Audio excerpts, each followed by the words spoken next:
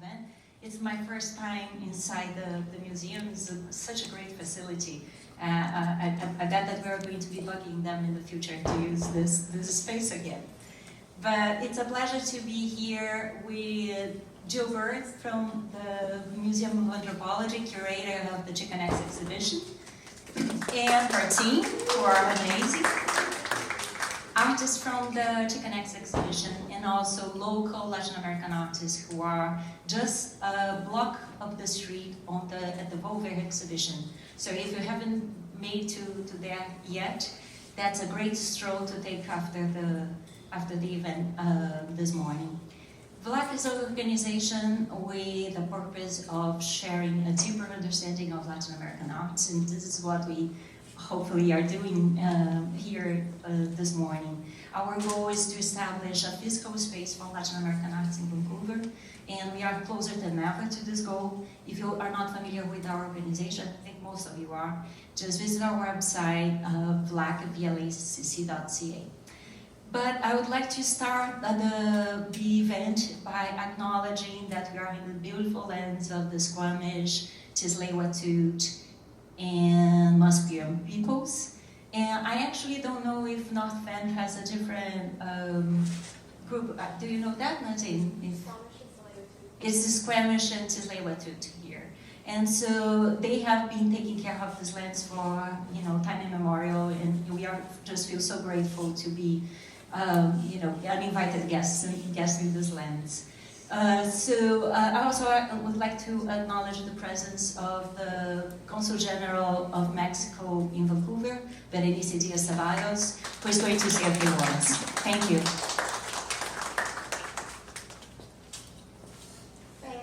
Thank you, Lily. Well, first of all, I would like to thank the Museum of North Vancouver for hosting this important event. A special gratitude to Nancy Cottingham Powell, Executive Director, and her team for sharing Volver with the public. And we have come back. No, that's what we were saying with Lily. Finally, we're meeting in presence, and we're so happy about it.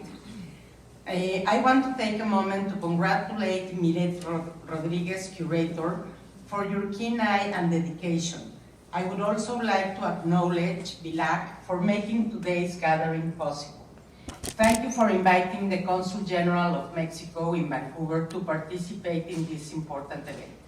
It is truly wonderful to see the diversity of artists from both Xicanx and Volver who will share with us their viewpoints and experiences as Latin American people living outside their country of origin and immersing themselves in the world of art. I look forward to hearing your dialogue. For the Mexican government, the element of cultural diplomacy has become an imperative tool for development and for strengthening ties with other nations, and so I am proud to see Mexican talent succeeding outside our country's own borders. Thank you very much.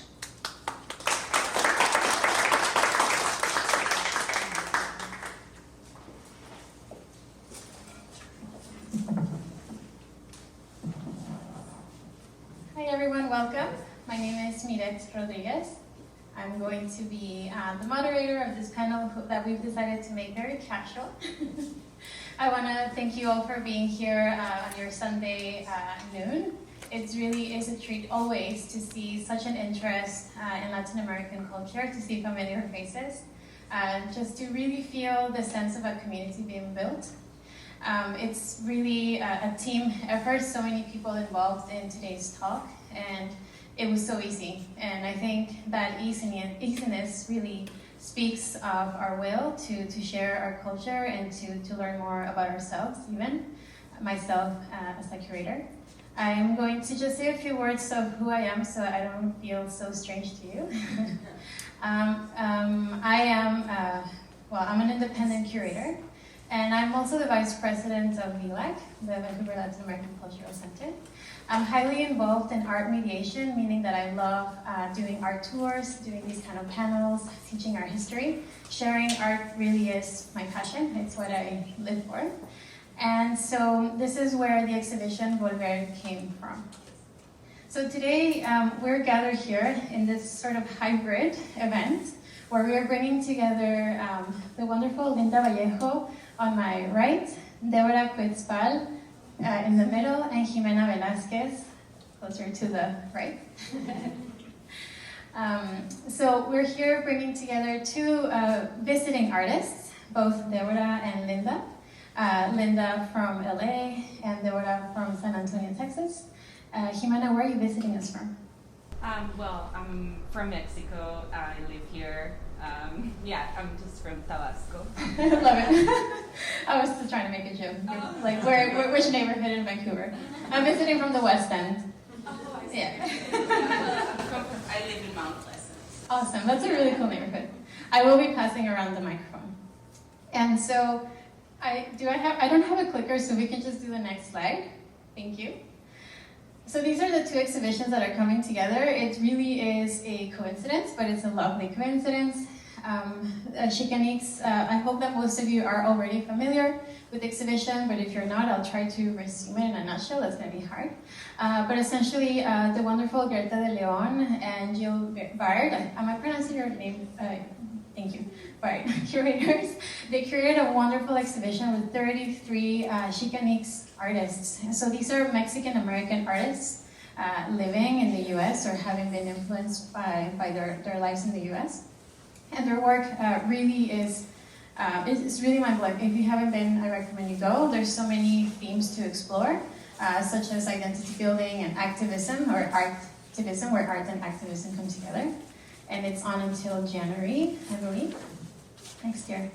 And then on the right, you have a small but very meaningful to all the people involved exhibition that is happening 4 blocks up on Lonsdale Ave.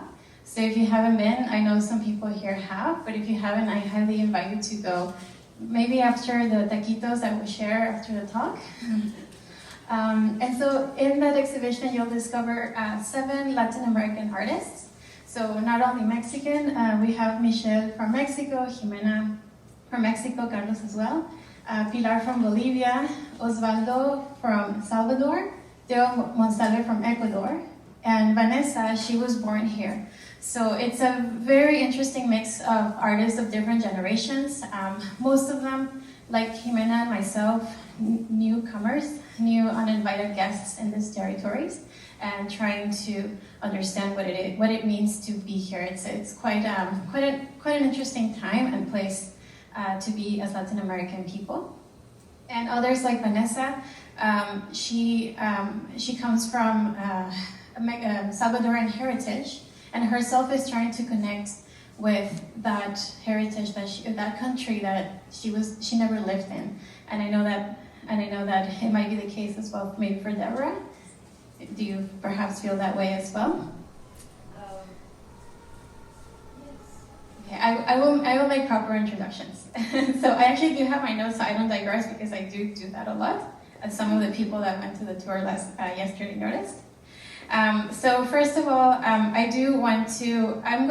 don't have that much time, but it'll go by super fast and it's going to be amazing.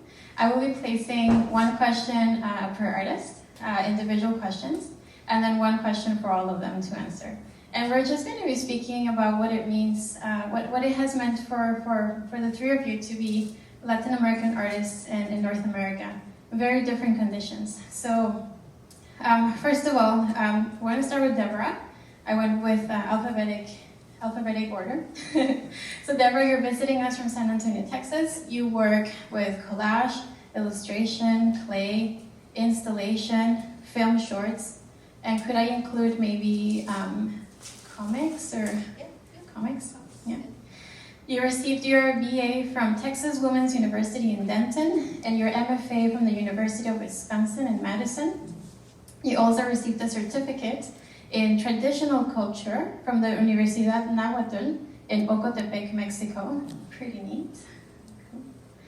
And you also claim to have been shaped, or rather people that write about you, claim that you've been shaped by El Movimiento Chicano, the civil rights movement that you can learn more about in the Xicanx exhibition. And you also come from a family of curanderas. If I could please have the next slide, probably the next 2 slides. The next, until we see So we see Xicanx exhibition, and then we see an artwork at one point. There, thank you. We saw Lily. A beautiful artwork. So on screen, we have Citlali. So Debora, can you please tell us more who Citlali is? And how is this Chicana superhero helping you link your ancestral past with your activist present? And I will pass it on. I wanted to first thank everybody for being here. I didn't know there was that much interest here. My gosh, are people going to come? But you know, I always feel like if there's one person in the audience or there's 1,000 people in the audience, we're gonna be the same people, right? We're gonna say the same things. So, your question, Citlali was created out of need, right? I was at the University of Wisconsin, and we had a lot of, there's a big, like a migration pattern from San Antonio, Texas, to the University of Wisconsin, because the first 11 students under affirmative action came from San Antonio, and so they continued to recruit from San Antonio. Now, they don't always give them all the resources they need once they get them there, but they get them there. And so we had an organization called MECHA, Movimiento Estudiantil Chicano de Aztlán, and it was a part of the movimiento, right? It started out as Mayo and then became MECHA. And so that I looked for the organization, and that's how I connected with other students. I was a grad student, and I was probably the only grad student, and the rest of the students were undergrad. But they were making noise and making movement, right? So that's where I was. In fact, for my 40th birthday, everybody was like 18, 19, 20 at my birthday party. So I connect with young people, so that's good. And so all the students kept saying, we don't see ourselves, right? We don't see ourselves reflected in mass media, which is where our students get part of their education, right? And so our young people, not even students, just students. So I created Citlali in 1998, and I was saying yesterday that she's had a lot of different transitions. She first started out as this very butch woman, and people kept saying, masculine woman, and people kept saying, well, she's beautiful, but the reality is she's not representing women, right? And I got that, right? It's kind of like when you have a androgynous name and you did your PhD, and people don't know if it's a man or a woman, so we don't get that extra thumbs up because they're women. So, and as a feminist, I really wanted that too.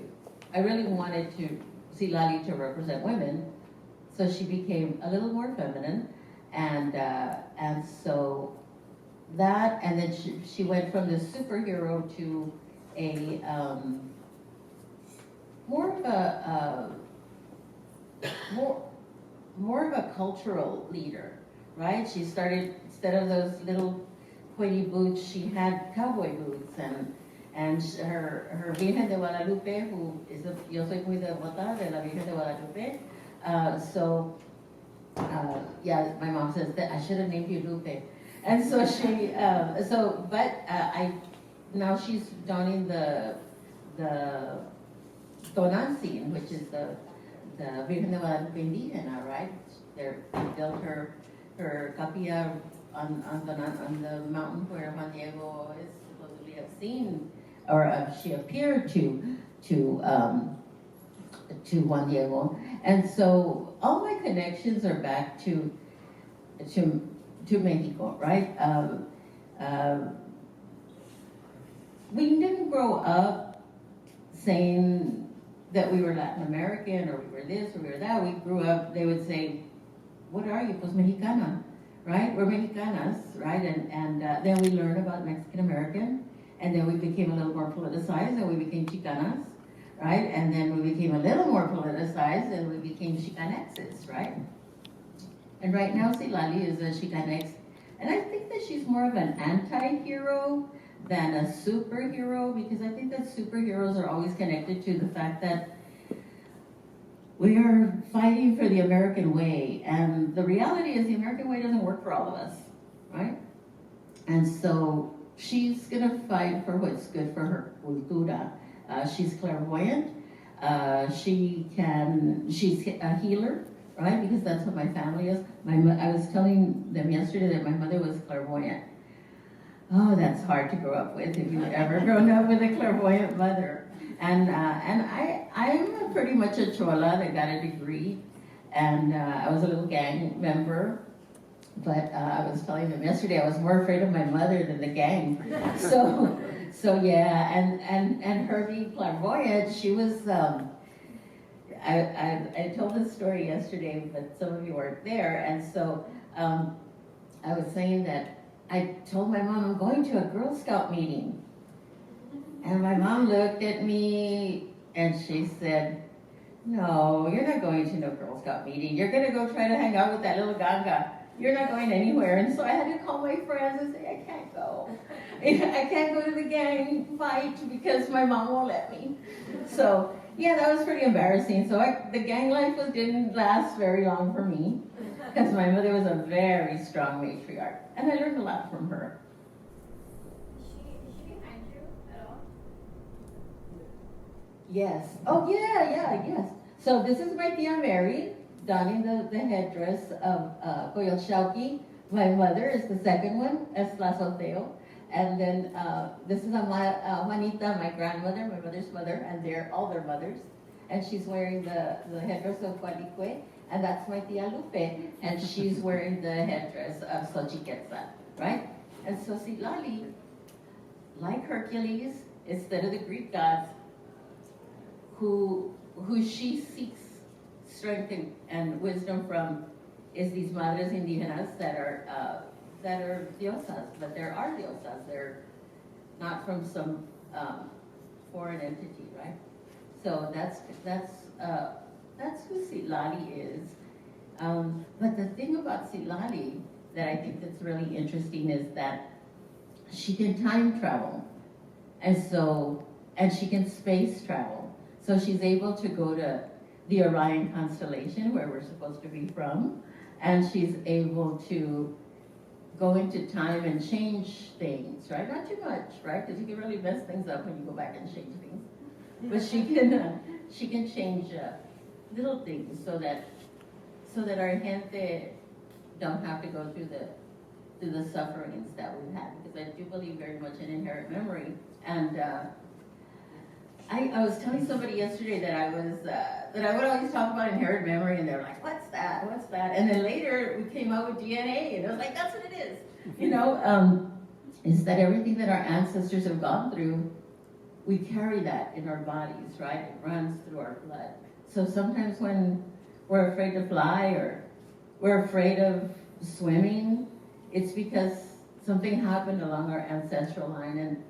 And I think that Citlali, what she's trying to do, which is what I'm trying to do, is kind of heal those ancestral lines so that things can be better for the 7 generations that come after us, as Indigenous people believe, is that the work that we're doing today, great that it affects people today, but really the work that we do today is for the 7 generations that come after us. And if we believe in that, then it's not so much ego-driven, right? It's not about us as much as, yeah, we're probably might not even see the work that we do, but it doesn't mean we shouldn't be doing it.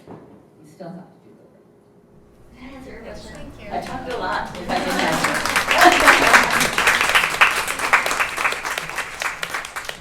Thank you. No, that was wonderful. And that's why we don't have that many questions. I want to make sure that you get your time to talk about your work. So thank you, Debora. So Linda, you have quite an extensive travel experience. You've lived abroad and traveled to Europe, to the US, around Mexico as well. And you've been interested in investigating what contemporary cultural and political, if we could go to more dance. Thank you. But just in Citlali there, and that is an old one that I found. I will talk about this after too. Thank you. This is Linda's work. Thank you very much. Yes, this is, so just the first piece that we saw is also part of the Xicanx exhibition, Citlali. And now here we see several works of Linda Vallejo, also at the Xicanx exhibition. So, Linda, your father had a job as a colonel in the US Air Force, and he was later a diplomat. And so he had you and your family traveling across the US and in Europe. You were born in the US from Mexican immigrants. You studied in Madrid. And my question to you is, how did these travels prompt a different understanding of your cultural identity? How did that happen? It's a big question. It's a big question.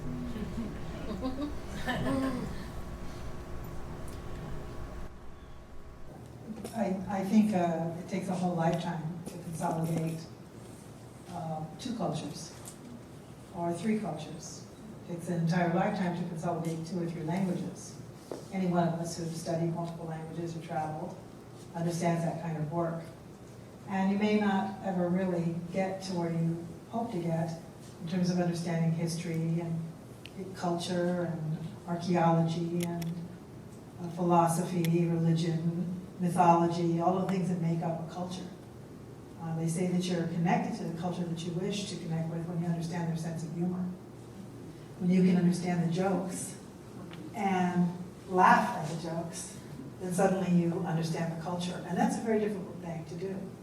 I think I'm getting nods of heads so everyone understands this. So, yes, it's true. I mean, what's funny about that? You know, and everybody's laughing and you're like, I don't get it. And they also say that if you dream in the other language, or you dream about being in the other place, and then your mind and your psychology is beginning to come to one space about understanding what it means to be a bicultural, tricultural, quadricultural person. And there's people all over that you meet, I'm sure, that are from many different countries, have lived in many different countries, and studied in different places. But to travel and to experience a multitude of countries and languages and sense of humors and colloquialisms, it takes a lifetime to consolidate. And you're more successful in one area and less successful in another. So I was born in Boyle Heights, one of the oldest neighborhoods in Los Angeles.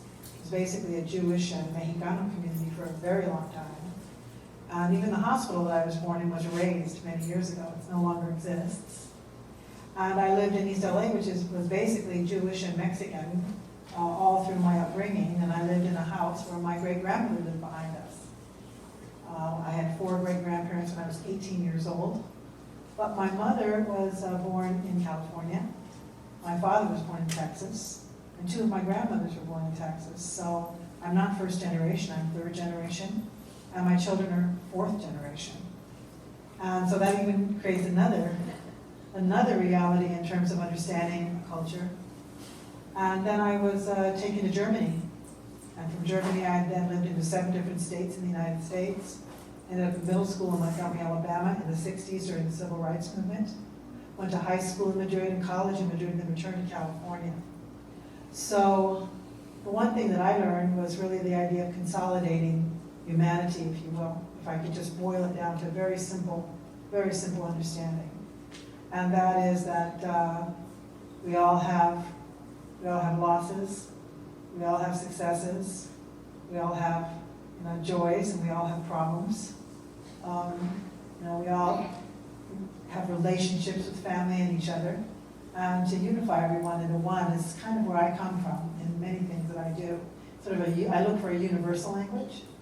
I understand a smile is about as close as you can get, right? To look at someone, you don't speak the same language, right? You don't have much in common with them, but if you smile, maybe bow in a nice way, learn something about the customs, that you can make a friend, and that you can feel comfortable.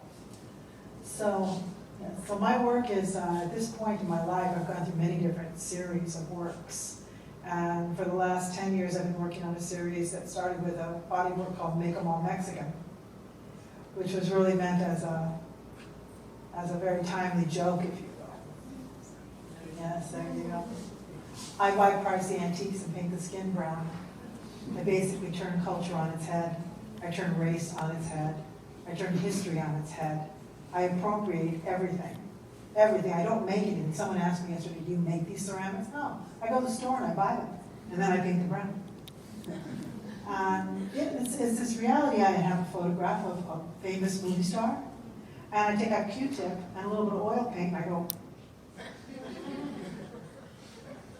poof, make them all Mexican. And it's a funny thing to do. It's very strange because it's very immediate. A little Q-tip. And yet it starts a conversation about the politics of color and class and privilege. And the idea is, genius comes in all colors, all ages, all races, all genders.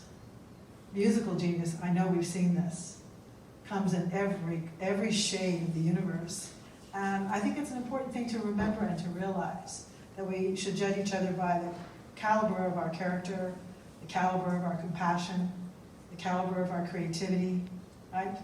The caliber of our contribution, which is what I'm mostly about, is contributing to the conversation. So after I made Make 'Em All Mexican, then I moved into a series called the Brown Dot Project, where I tracked brown dots on architectural grid paper. These are the ones you like, yeah. And they are data pictographs, where I study US Latino data, which is always very surprising and kind of shocking sometimes because there's good data out there. And I'll count the number of squares, and then I'll multiply that by the percentage. That'll give me a number, and then I'll dot that many into the graph. So if I'm working to, I think the Coca-Cola bottle was up there for a minute. Yes. The Coca-Cola bottle is interesting. It's another data object. I basically say that the bottle constitutes 100%. I put 75 wooden balls painted milk chocolate brown inside of it to indicate 75%. And 75% of all new jobs in the United States between now and 2034 will be filled by Latinos. 75% of all new jobs in the United States between now and 2034 will be Latinos. Interesting piece of data. We're working. We are workers. All the stereotypes about us. We are really workers. And so some of the data is very, very uplifting, and some of the data is a little disappointing. Less than 6% are engineers in 2015. Less than 6% are doctors. Less than 6% are surgeons, right? We have a lot of ways to go. But then the other one that I just quoted yesterday is that 36% of all UC entrants at University of California in 2020 were Latino. 36%, first time in history. You see, so it's about getting to know ourselves, getting to understand our weaknesses and our strengths, getting to know our contributions and the work that's still left to do for ourselves as Latinos. And when I say Latinos in the United States, I'm talking about Cubanos, Puertorriqueños, Mexicanos, Sudamericanos, Centroamericanos, Latinos as a whole, which I really like, the idea of Latinos as a whole. So I also track data using mandala forms, which I call datos sagrados. Instead of doing the dots inside the squares, I started drawing mandalas and counting the spaces in the mandala form and then painting the correct number to indicate a particular percentage. And so at first, when I was making them all Mexican, I was using all different shades of brown. I had little bottles of really dark chocolate, I had a medium color chocolate, I had café con leche, and I even had cajeta. I had all the different shades, right? Cinnamon, you went through the whole thing. And the conversations in groups like this, when I would show the variations of the color, got pretty heated.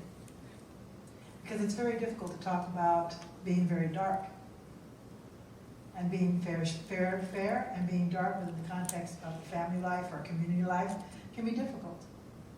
The conversation can lead to the idea of the women that aren't given an opportunity for an education because they're too dark. Go ahead, shake your heads. It's all right, no one's looking.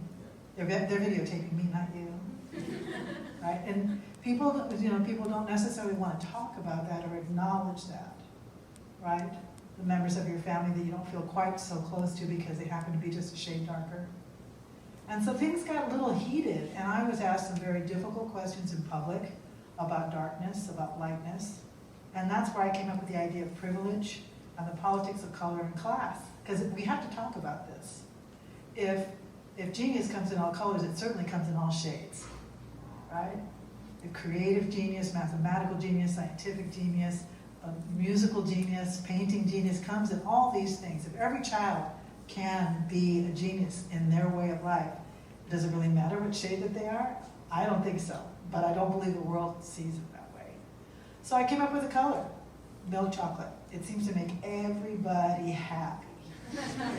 For some reason, café con leche makes everybody just feels real delicious, real sweet, really right there. There's just something. And then, of course, it's the food of the gods. Chocolate is the food of the gods, so we are, as it were, the food of the gods. So I decided, okay, I'll make everything milk chocolate so everybody will feel really good about themselves. And then we can look at the data, and then we can begin talking about our position in society, our position in the world in terms of economics, politics, religion, science, archaeology, all the things we've been talking about. So my upbringing led me to see a very large circle of knowledge, because I had to be able to fit into all the worlds I was placed into.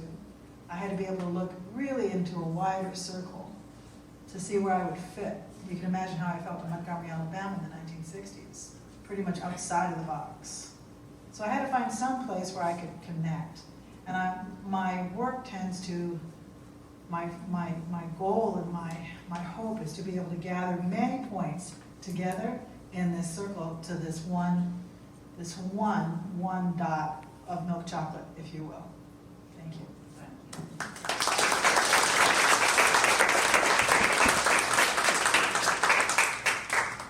Thank you, Linda. That was wonderful. Thanks so much.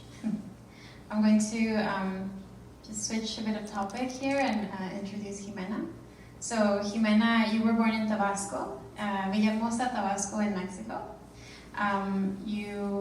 Your artistic expression incorporates video, performance, creative writing. We can, thank you, wow, ahead of us. That's lovely, Ximena, in front of her pieces in Volver. We'll get into that. Writing, DJing, and fashion. So actually, what Ximena's wearing there, she designed and made herself. Your approach to your art research comes from a autoethnographic perspective, and that allows you to address cultural, political, and socioeconomic contexts through the lenses of queerness, disability, trauma, and joy. And so, Ximena, you also describe yourself as a butterfly reborn as an agent of healing. Can you explain further what this means, what this healing entails, and how art allows you to do this?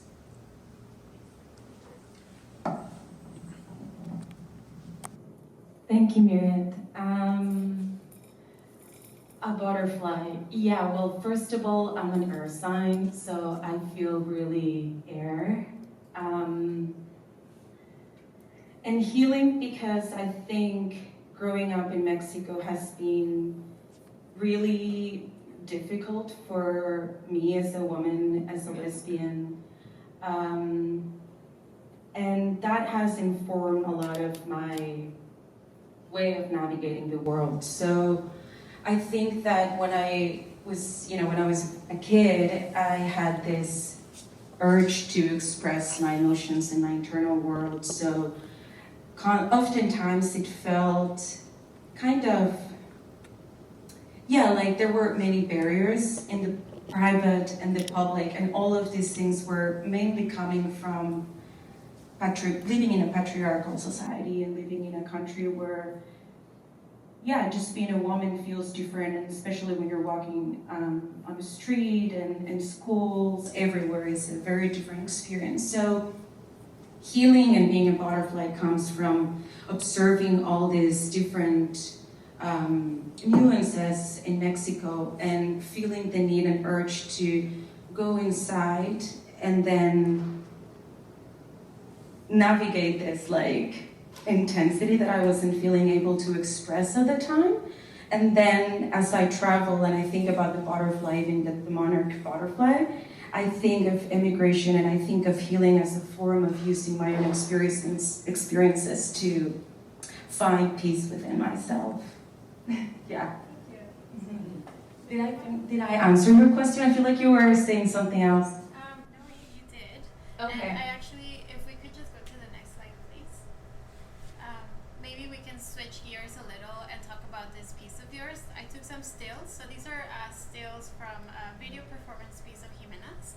It's called Calabaza en Tacha. Do you want a mic? And Okay. Can you hear me? No. I'll project more.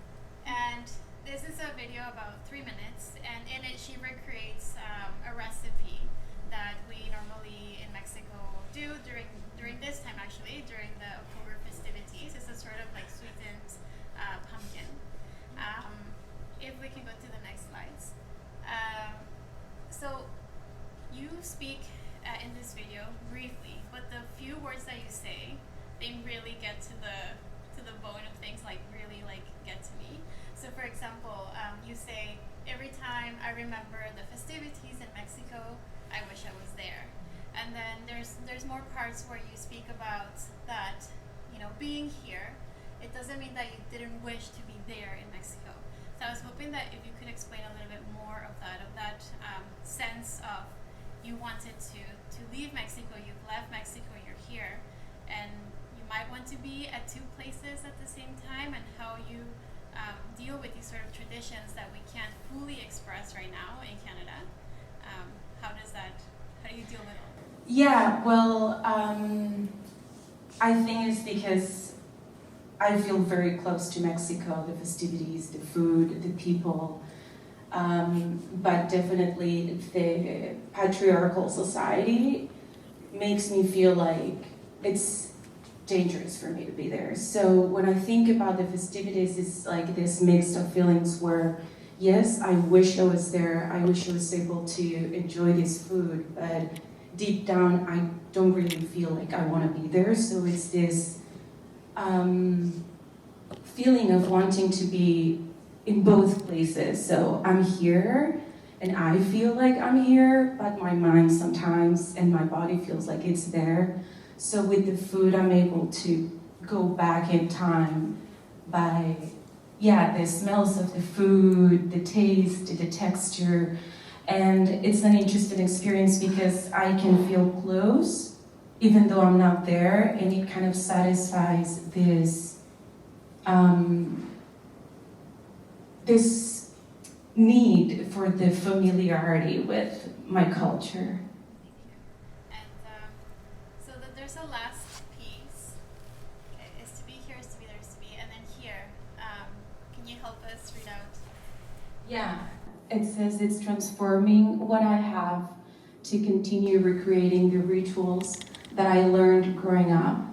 Yeah, because this recipe, my great-grandmother used to make it growing up, and so I remember when it was the Day of the Dead, there are these big celebrations happening in Michoacan. So it's beautiful, it's colorful, it's full of faith and honoring people that have died. So I was thinking about, I think a lot about death, and I was thinking about my great-grandmother, the food, wanting to be there, the idea that I haven't been in Mexico in a long time and that I want to reconnect with that part of my family. So when I was working on this piece, I was thinking of my own transformation and how I've found certain things here that have allowed me to adapt and transform using the things that I'm able to find here without losing that link with my roots. So so I think for this part in particular is the rituals that I learned growing up that I would like to keep reproducing. And it's interesting to think about that in the context of being in a country that may not have the ingredients that I need as well. So that part as well was very interesting and part of the transformation itself. Thank you. So one last question. So we have, in a sense, I perceive these two very different situations, with Linda and Debora being in the US, living the Chicano movement in the 70s, and maybe really feeling a sense of, well, not even feeling, but there were Mexicans there before that part of the US was the US, right? So your families were there, you were third generation, so you perhaps felt this, a sense of community. And my question to you, Ximena, is that you've recently arrived in Vancouver, or does it feel recent? And do you wish that there were some sort of foundations there for you, or like, are you missing that, or are you totally okay with being, the the first, the first from your family to be here, and your sister's here, I believe, too. Right? Yeah, my sister's here. But sorry, can you repeat the question? So I guess what I was trying to kind of understand myself as well is being yourself as a Mexican, being in Canada, with perhaps not a very solid Mexican or Latin American community. Do you feel like that's missing? Do you? That's a good question. I feel very lucky that my sister lives here, and I think that makes a huge difference in my experience here, because it makes me feel less alone in that sense. So I also feel very lucky that I have a small community of people from Latin America, especially from Mexico, and that makes a difference. Also, when I first emigrated here, I had various jobs and was able to meet people from Latin America and other places. And yes, it has been challenging, I would say, to connect with Latin American people and to build community. And I think for me, part of that has been because the patriarchal things that I was mentioning before. I think that I have met people from Mexico that are still perpetuating all these things that I feel like I was running away from. So when I'm trying to connect with people, it needs to be, or not that it needs to be, but I find sometimes it takes a lot more than just being from Latin America to feel like I'm in a comfortable space and that I can connect truly with them. But I mean, there's great food, there's a lot of things, like I don't necessarily feel like I miss or I wish I had a bigger community. I think that the people around me from Latin America are great, and they hold great space for me. Thank you so much. I'm just gonna borrow that. And I have one last question to share between Debora and Linda. Maybe Debora, you can answer first. My question was for the both of you. How are the identities of Latina, Mexicana, and Chicana different for you? And are they at all?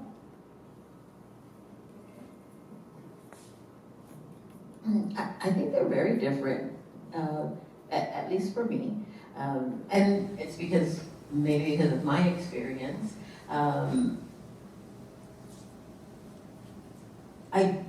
I don't feel quite as Xicanx as when I go to Mexico. Right? That's when I understand it. Before it's like, oh no, I'm Mexicana too. Right? But, and I claim it and I own it. Right? That's who I am. But when I first get, just even the language, right? It's like, I think I can speak Spanish, but then I get there and it's like, I have to think it and translate it, and that's kind of an interesting, it gets me a few days, but then after a while I'm there, right? And so, I think that being Latin American still is connected to European ancestry, right? And so, aside from myself, I think Latin American is still connected to European ancestry. I'm more connected to my indigenous ancestry and my African ancestry, even though it's just a little portion. I teach a class called Africa, the third root of Mexican art, trying to teach students how to connect to their Africanidad the way we connect to our Spanish. And they kind of connect with the indigenous a little bit, but they more like, oh yeah, we're Spanish, we're from Spain, right? It's like, yeah. So some of them, you know, the boat, you know, kind of sailed right up to the Gulf of Mexico, right? It's right there in Corpus. But we had, once they talk to their families, they have other connections, right? But so I don't always use Latin American. It's just not but it's not that I don't recognize that that's part of who I am, right? Especially when that DNA came through. And and I had I don't know, what was that, like 40 something percent Spanish, Portuguese, right? A little bit of French, African, a little bit of African, and then Indiana, like 47%, right? So yeah, I recognize it, right? I don't always recognize that, I'm not always okay with how Spanish came here, just like how European cultures came here, and how that affected the Indiana part of me, right? And so yeah, but I do see the differences in the people, but I think like everybody, I had these Chicano activist guys that I used to hang out with, and one of the things, Prospero Saiz, who's a professor at UW, would say, you know, baby girl, he used to talk like that, baby girl, you know that the reality is that not every Chicano is your friend and not every white person is your enemy. But that was really a good lesson, right? Because when we were in the movimiento, I was like at 9, and the Raza Unida party was full force in Crystal City, and I would tell my dad, hey Dad, we have to vote for these people. I was 9, but I was like, I've always been me. And so we gotta vote for these people. Look, they're all Mexicanos, and you know, we can take over, and as a kid, right? And he was like, no, mija, we can't do that, because if we vote for the Raza Unida party, we're gonna split the Democratic vote, and then the Republicans are gonna win. And I think that's the reality, you know. I voted for Bernie Sanders, but he still lost. And so, and so I think we still have that mentality that it's those two parties, right? And so, as a Chicana, I want to see change for my people. And as a Chicana, I think, Xicanx, you know, as being a lesbiana, there's all these different things that I have to think about, not just the Xicanx part, but the Chicana part, but the queer part, and all of these different things, right? We have to take it all with one. I have a friend, Ofelia, who's smarter than me, even though she was younger. And so she would, I would say, well, you know, let's compartmentalize, and let's take care of this part first in Mecha, and then let's take care. She's like, no, we can't do that. We can't do that, because we have to deal with it all together, because they're all who we are, right? And even though she was not queer, she was still very into all people having that liberation, right? And so I really like that. I really like that mentality. So, so if people ask me how I identify, I always identify as Xicanx, right? That's who I am. It takes care of my queerness, my connection with my maleness, right? And all of that, all of those things, right? But I always will be a part of being Mexicana, because that's how I grew up, right? And I long for it, right? In fact, I was like, if Trump wins, which is not gonna make me popular, I know, in some circles, if Trump wins, that's it. I'm moving to Mexico, ya me voy, and that's it, right? And then when he won, he actually won, right? And so my students were like waiting the next day, like, so Professor Vasquez, are y'all gonna go to Mexico? I was like, shut up. I was saying that you think it in your head, but you really can't say that to your students. Right, shut up, kid. But I was like, well, no, I don't think I'm gonna go, right? I had to eat my words. But that's good. Kids need to see you eat your words sometimes, right? Right, definitely. And so, but then I also know that my gente also is part of this Latin American, right? So it's kind of like these little steps. You know, I'm always going to be part of this cultura, and that's kind of who we are. It's like it's a big world, and then it gets smaller, and then it gets smaller, and then it gets smaller. Thank you so much. And Linda. So The question was, I will read my notes again, so it's exactly the same. It's the question is, how are the identities of Latina, Mexicana, and Chicana different for you, or are they not?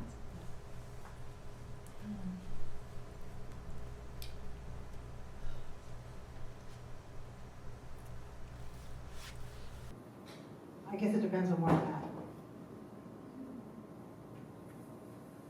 Right now I'm in a Xicanx show, right?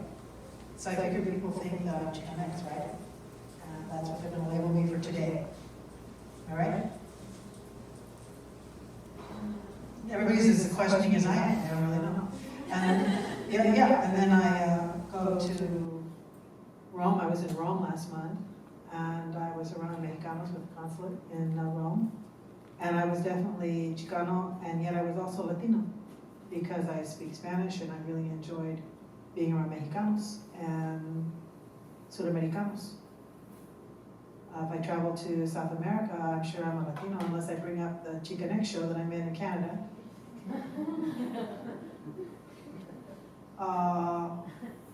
My grandmother called herself a Mexicana.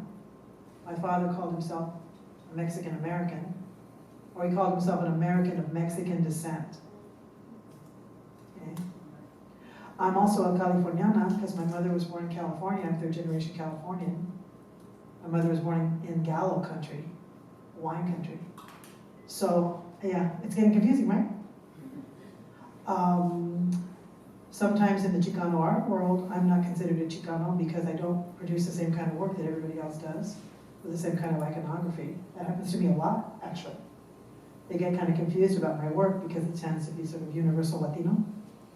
But I was born in LA, a Mexican family. And so I stopped using all of the monikers. I just stopped using them all. And allow other people to tell me what I am at the moment. And it seems to change for every exhibition I know. Right? And it doesn't make me nervous or upset or doesn't weird me out, because I know who I am as a person, as a mother, as a wife, as a grandmother, all these things, as a community member, as a friend. And if you want to see me as a Chicana, fine, I'm happy with that. I'm proud to be a Chicana. I'm proud to be a Mexicana. I'm proud to be a Mexican American. I'm proud to be an American of Mexican descent. I'm proud to be a Latina. And in some situations, I think my most happy is when I'm in a room of Latinos from all over the continent. I'm getting chills saying it. I can feel it. That's my favorite place to be. Hablando español con todos. That's my favorite place to be. Even in Spain, because I lived in Spain, I lived and loved Spain. And Chicanos have this thing about Spain. Right? They have this big thing about it. And I'm kind of like, well, you know, they're really nice people. The landscape is really beautiful. And I don't know, you know, I'm an advocate, which is really weird again, right? So this question is probably the question of my life. Because look at me, I'm brown. My milk chocolate. You know, but I love Latinismo in all of its forms. I love all of its representations, and I love my indigenismo very much, extremely. I love my Indian self very much, and I'm very comfortable there. And in some circles, I'm seen as a native. You know, sometimes I travel to Hawaii, and people think I'm a native. I'm obviously a native person from somewhere. Right? Everybody kind of gets that. You know, I think this is the future of the world. I think this is the future of international life. All of us we represent many nations. And if we have our DNA done, we're surprised. Everyone's always surprised. I remember that Quincy Adams had his DNA done on PBS. Must have been, 25 years ago, maybe longer.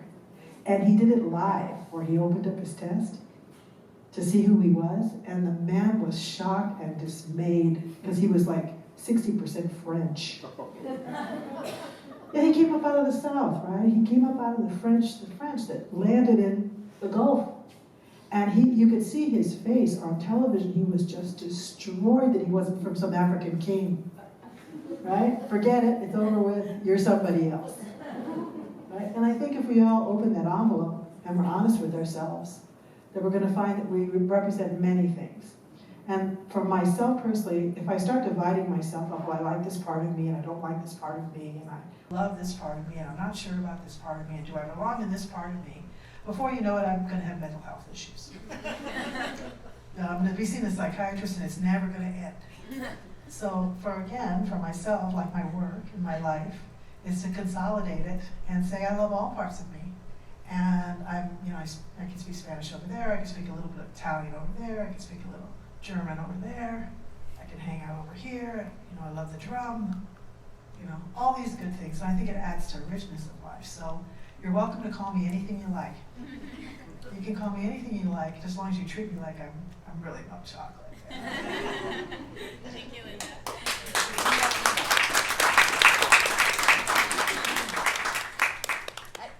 I just kind of want to say that I don't think that Chicanos have so much trouble with people in Spain, Spanish people in Spain. Basically the ones that came over here and caused havoc. Yeah. That's the They're all ones we dead. have like some difficulty with. And fortunately, those are the ones that we're connected to, right? Those are the ones that were the ancestors. Those are the ones we married. Yes, And had exactly. kids with. And they're all Yeah, dead, so. yeah. But their legacy is still here, And, In us. Right. and in the system. Right. Yeah. And We were talking about they're, patriarchy. and they're still buying into the system. That's the issue. It's not so much that, oh, those were my grandparents, those Spanish grandparents that did that, right? But we're still benefiting from the system, right? That's the issue. It's difficult to go there. Mm-hmm. You can create work about it, you can study it, Yeah. you can have an opinion about it.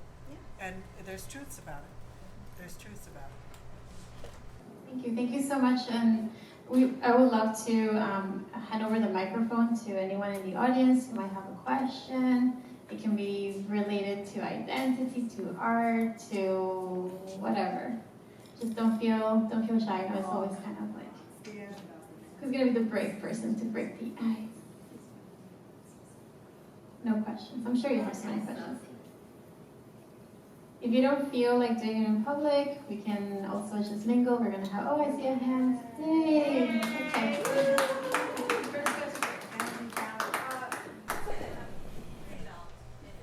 Stand up. We want to see you. This is just a question for the people from the States. I just want to know if I understand that the Chicano community is pretty big down there. I just want to understand if there is being any efforts put to do some cross-brown solidarity with other diversity communities. I understand that people from South Asia, they are also immigrants, and they are like highly skilled immigrants, and they are immigrating to the States in high numbers, specifically Indian people. And they are also going to become the growing trend, demographically speaking, taking over, quote unquote, the United States. So that's my question. Have you spoke to the Indians? And how did that go? I'm sorry, which demographic? I Are can't you see her. talking about like Southeast Asians or like the indigenous communities? Indians from India. From India. India. Okay. Indian people are very self-sufficient. They build their own, they're in the tech industry. And in the United States, when you call up for tech assist, half of the time at least you're going to reach an Indian person.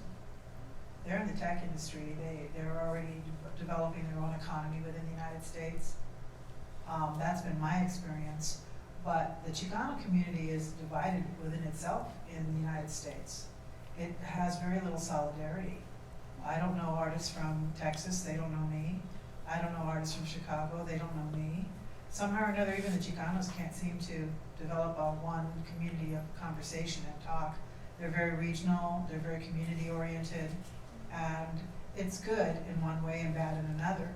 So it's kind of like if we can't come together to be with each other, I don't really I'm not expecting to see something where we're gonna unite with the Indian people. Where are the Indian people in the United States actually focused? What cities do they live in? Does anyone know? In San Francisco. You know where they live? You know where the Indian people are located in the United States, where they tended to migrate? Yeah. You know anything about that? New York. New York? New York? San Francisco. San Francisco, big cities for work. It sounds like the regular migration thing where you pick the big cities to go for work. No, I don't know of anything where there's any kind of relationship. There are some cultural centers that are doing, crisscross and working to develop that kind of crisscross, but nothing that I'm specifically aware of, no. In San Antonio, Texas, we have an Asian, they're called Awas, and it's an Asian community center where they work on like domestic violence and different issues that specifically Indian people are facing. And so I work with them. I work at an organization that's a domestic violence organization, and so we do work very closely with them.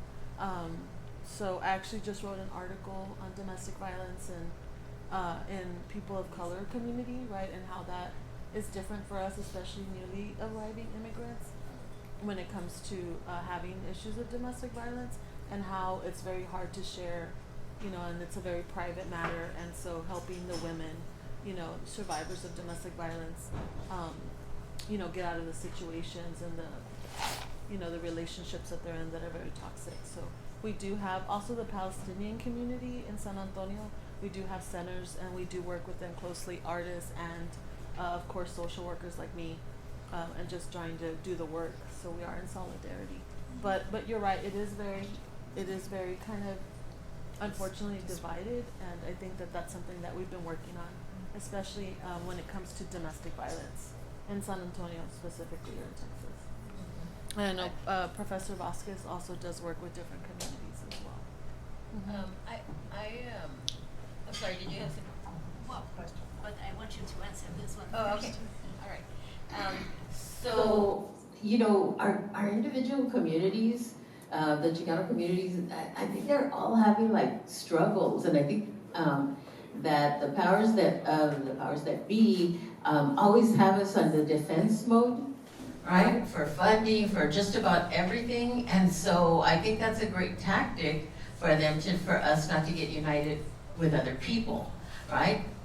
We're always trying to defend ourselves for whatever we have, but on a personal level, we have connections with Southeast Asian communities.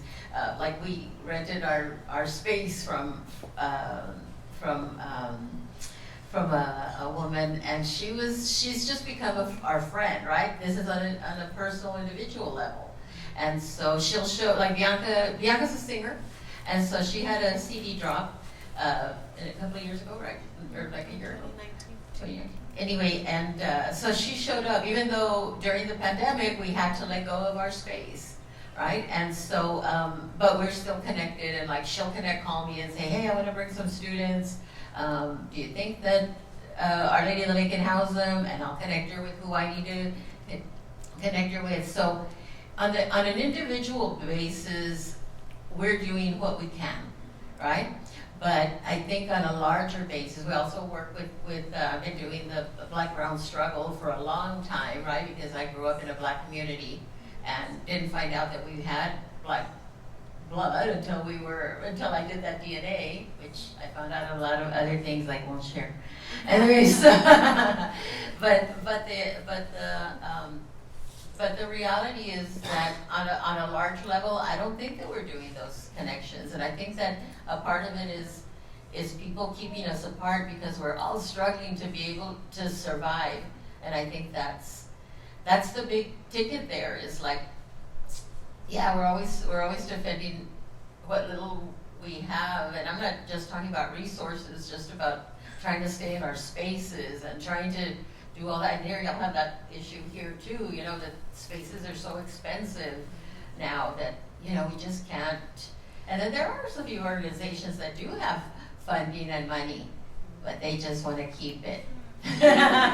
So it's hard to give people, it's just like we learn the master's tools and we just keep utilizing them against each other. And so that's just kind of the reality, which is what you're saying. Did you have an answer? Oh, it was for Yeah, you. question, Both of you. yeah. Yeah. Just rush.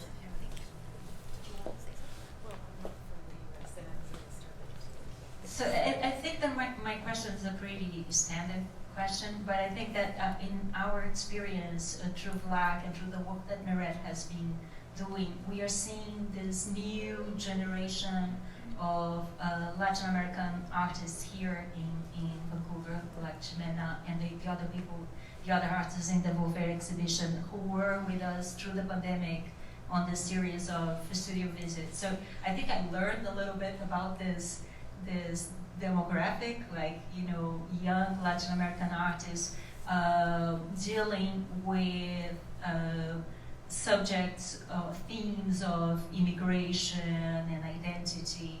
And so that has been a reality for Debora and for Linda for a really long time. So what piece of advice could you give to the young Latin Americans dealing with these subjects? Maybe something that you would have liked to know when you first started. Thank you. That's a great question. Thanks. I think mentors is probably one of the first things on the list for myself.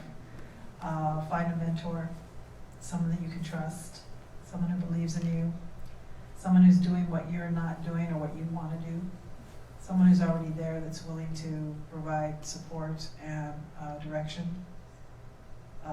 Don't rely on your peers to tell you how to do it because they're struggling just like you are to try to figure it out.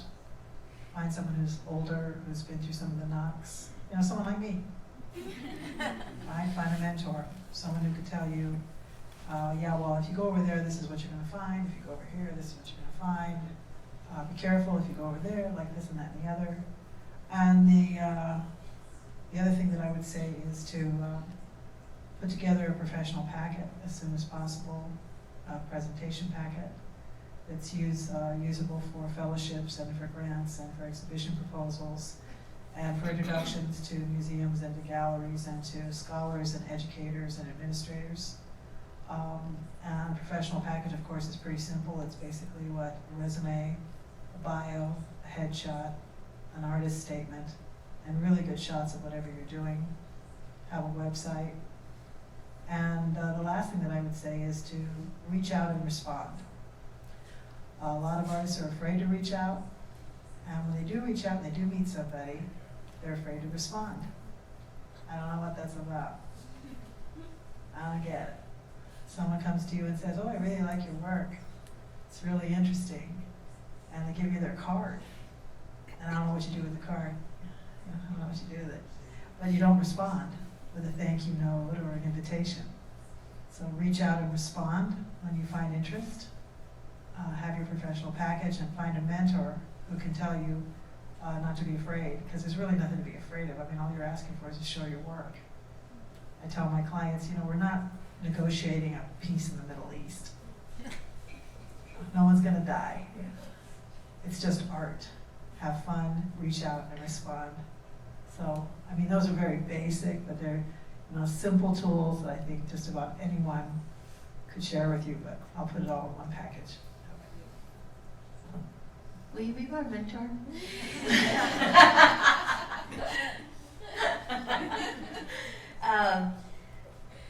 God, I'm the worst at it, to tell you the truth. The worst at what? The worst at You're a great mentor. responding. No, respond. No, I'll be somebody's mentor. I can help everybody in the world. But these people had to come to my studio, right? People have to find me.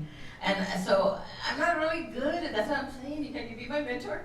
Because I'm not really good at going out and seeking the work. I think for some of us, not Linda, but for some of us, I don't think we think that we're as good as we are, right? As artists, right? As mujeres, right? As women. You've been that kid that's in class. I'm talking to the women. I'm not even talking to the boys right now. Nope, I'm not talking to them. I'm talking to the women. You've been in that class and they ask a question and you're thinking you know the answer, you're thinking that, and then some boy raises his hand and he answers it and it's your answer.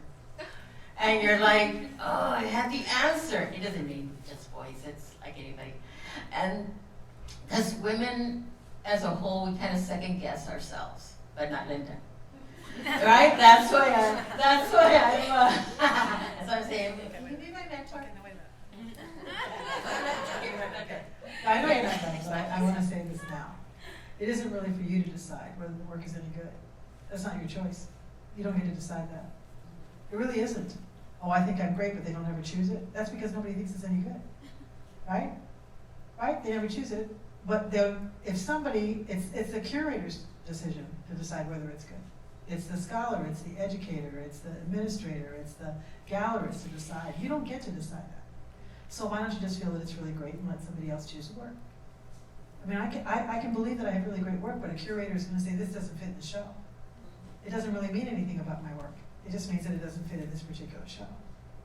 And you don't get to make those kinds of choices, so just give it up. Don't do that anymore. And just make the work, believe in the work, and someone else will choose it.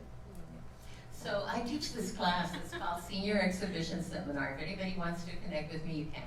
And it'll tell you how to put together that packet. Oh, good. Right? And so I have slides. I mentored this young woman in New York, which is funny, right? Because there's so many people in New York. She was on your live right now. Destiny. She was on my live right now. Okay, so she's an amazing photographer. Man, she's good, and she likes doing all these alternative kids. Yeah. I don't know how she finds them, but they're like amazing. She has a book out. I don't have a book out. She has a book out. And so she is awesome. I can Yes. say the name. It's Destiny Mata. It's Punks of Color in New York. So Mhm. it's all the people of color punks in New York. Punks of Color. Yeah, she's currently like videotaping them and filming them and like all their shows.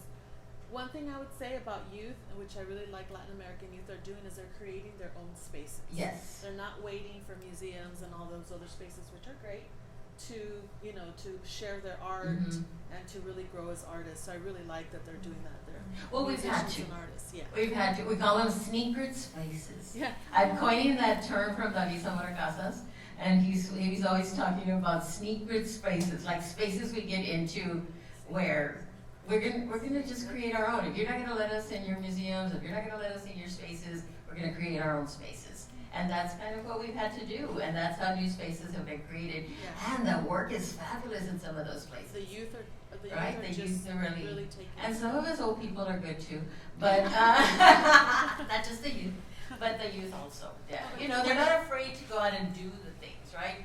For some of us, we're still like, but I think that don't ever let your job take over that. That's what I do, right?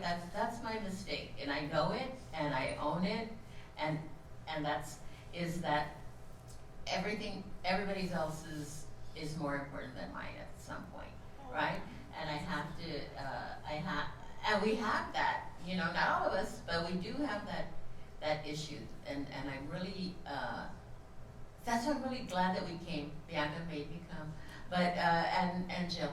And so, but I'm really glad I took this time to come out here, and I had all these excuses, like I just developed this disability, I just, I shouldn't go, what's gonna happen? And then what happens? What's happened? But then I meet Linda, and Linda's awesome. She's helped me get around too. Jill pushed me around. So what happens when I go to get on the plane in San Antonio? The girl doesn't know how to wheel me, and she hits a bump, and I go flying out of the wheelchair. I was like, I should have not come, right? But we do that to each other, right? But the reality is that the fact that we kept on trudging through, it's been this amazing experience and really awesome. And I met this awesome woman that I've been following her work forever, and this awesome Xicanx, not a Xicanx, I know her, but I always call kids Xicanitos. And so it's an amazing thing to have come, right? And that's what we have to do. I think I needed to meet Linda. I've seen her work, I love her work, but I needed to meet her. Thank you so much. So thank you everyone for being engaged. We still have time to mingle. We have some surprises from Monuba and Vilex sponsoring taquitos and anything about horchata. So I highly recommend you stay for that. Also, please, if you haven't, visit Volver, to return to become. It's an exhibition where there's 7 Latin American artists that live in Vancouver that are expressing their views, they're expressing their experiences with what it means to be Latin American here in Canada and what it means to return to your home, your country of origin, and become a sort of cultural hybrid, if you will. So it's highly interesting. There's installation, painting, sculpture, video performance by Ximena, and it's just up on Lonsdale Avenue and 4th. The venue is called CityScape Community ArtsSpace, and I don't know if there's a slide after just to preview the exhibition. And so yeah, so this is the exhibition, and also I don't want to thank you, Lily, that you're here. I always forget these things. It is October. It is the Latin American, or is it Hispanic? Latin American Heritage Month in Canada. So there's quite very good quality events that are being put up by the Vancouver Latin American Cultural Center. So I highly recommend you head on to their website and see what is happening next week. What do we have next week? Writers Festival. Writers Festival. With Ecuadorian and Salvadorian writers who are going to be talking at Writers Fest. And then they are going to be, one of them is going to be leading Latin American, like a reading group of her short stories, and it's a free event. Well, and we have more programs, so please.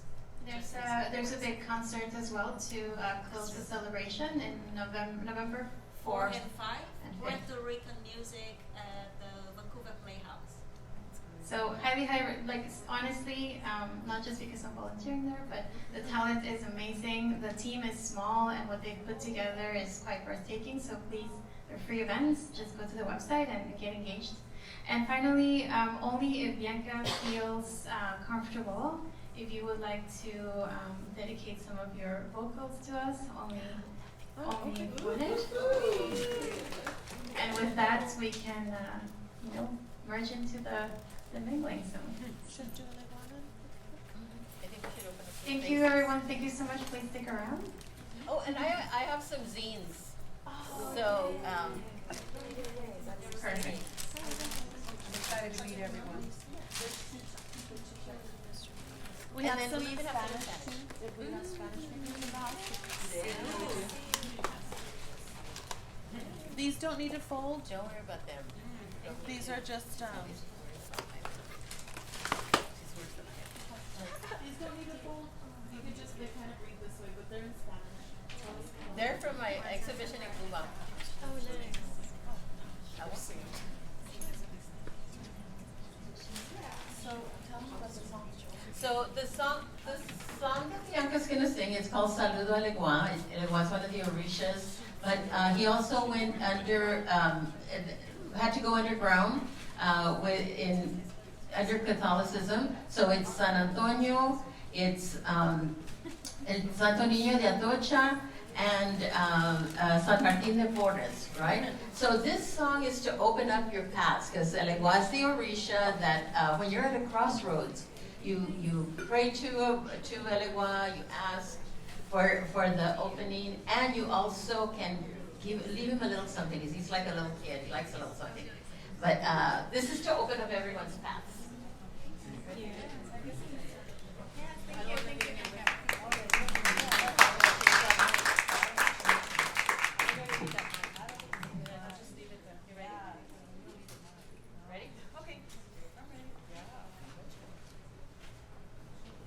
Con 3 toques en el suelo se hace el saludo legua para que abra la puerta que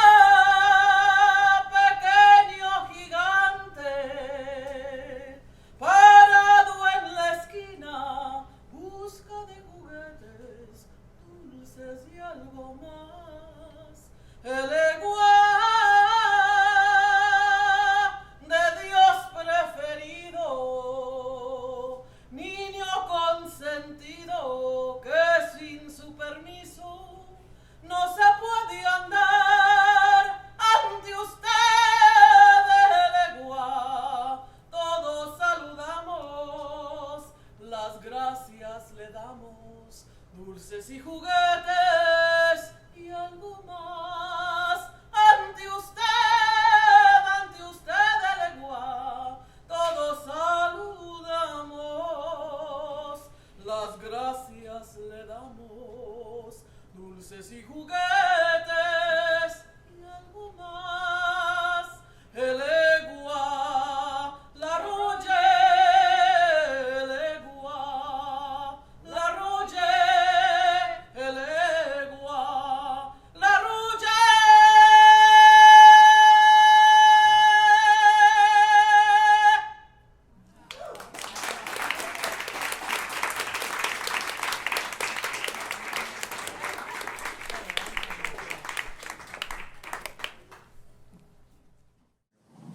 That was a beautiful gift. Thank you so much, Anka. Thank you. I think my skin is like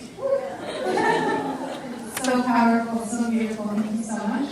Thank you again, everyone, for being here with us. We're still going to hang around over some food. Washrooms are in that, like through that door. We are. I do want to not forget to thank Monova for hosting us. They're being so generous. And as you noticed when you came in, we have artists and artisans in the same room sharing their work with us. So highly recommend you go say hi and see what they're up to. They're from the region, and the North Vancouver Art Crawl is happening this weekend. So there's a lot of art for you to enjoy. So thank you.